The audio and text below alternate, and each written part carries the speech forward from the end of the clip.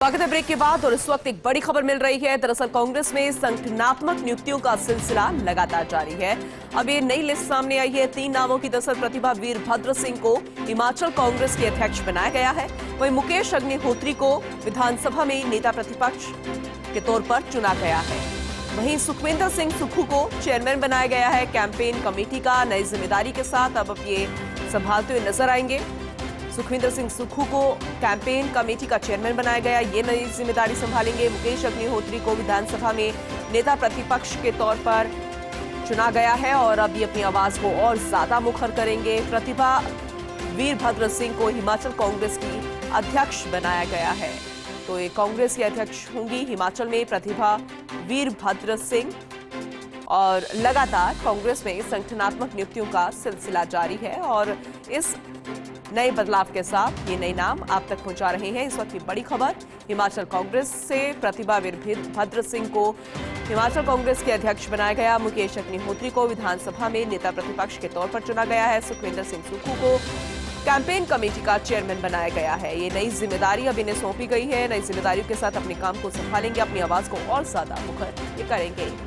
ज्यादा जानकारी के साथ वरिष्ठ पत्रकार शशिकांत जी हमारे साथ जुड़ गए हैं, उनका रुख करते हैं। शशिकांत जी, नया बदलाव, नई जिम्मेदारी के साथ 3 नए नाम सामने आए हैं, इनके बारे में विस्तार से जानना चाहेंगे। देखिए पूनम जी, ऐसा है कि काफी पहले से जद्दोजहद चल रही थी कांग्रेस के अंदर कि किसी भी तरह से चुनाव से पहले कांग्रेस कोई ऐसा चेहरा सामने लेकर आए जिसके चेहरे पर वो चुनाव जीत सके।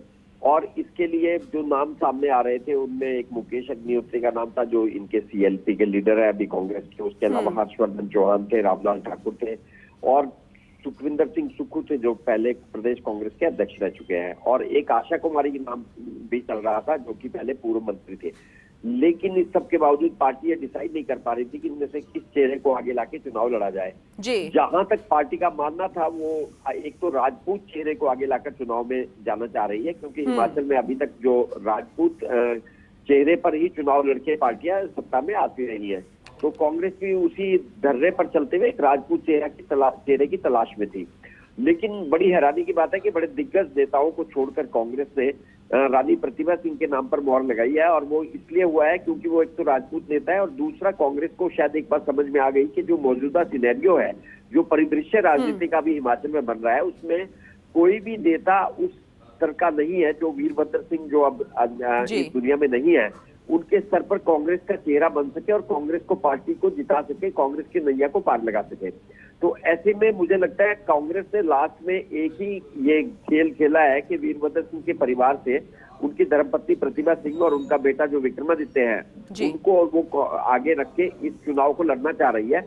और ये कैश करना चाह रही है कि कांग्रेस प्रतिभा सिंह के नाम पर चुनाव लड़े और वीरभद्र सिंह के चेहरे को लोग याद रखें और उसी वजह से कांग्रेस को वोट दे दें।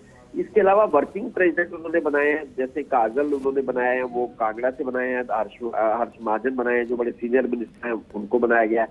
तो ये एक ऐसा उनका, मुझे लगता है एक ऐसा दाव पेच है कांग्रेस ने खेला है कि वर्किंग प्रेसिडेंट बना के प्रतिभा सिंह को मजबूत करने की कवायद की गई है। क्योंकि प्रतिभा सिंह में अभी भी, बेशक वो वीरभद्र सिंह की पत्नी है, लेकिन अभी तक उन्हें कोई बड़ी जिम्मेदारी पार्टी में कभी नहीं मिली और वो एमपी रही, लेकिन उपाध्यक्ष रही पार्टी की। और एक तरह से उपाध्यक्ष की पोस्ट, आप जानते हैं कि उपाध्यक्ष की पोस्ट ऐसी पोस्ट नहीं होती जो कि बहुत इफेक्टिव हो। तो पहली बार एक इफेक्टिव पोस्ट दी गई है, तो उनकी क्षमता बढ़ाई जा सके, इसलिए उनके साथ ऐसे लोग लगा दिए गए हैं जो कि एक तो अलग अलग क्षेत्रों, अलग अलग जातियों और अलग अलग, एक तरह से हम कह सकते हैं कि अलग अलग कास्ट और क्रीड को रिप्रेजेंट करते हैं।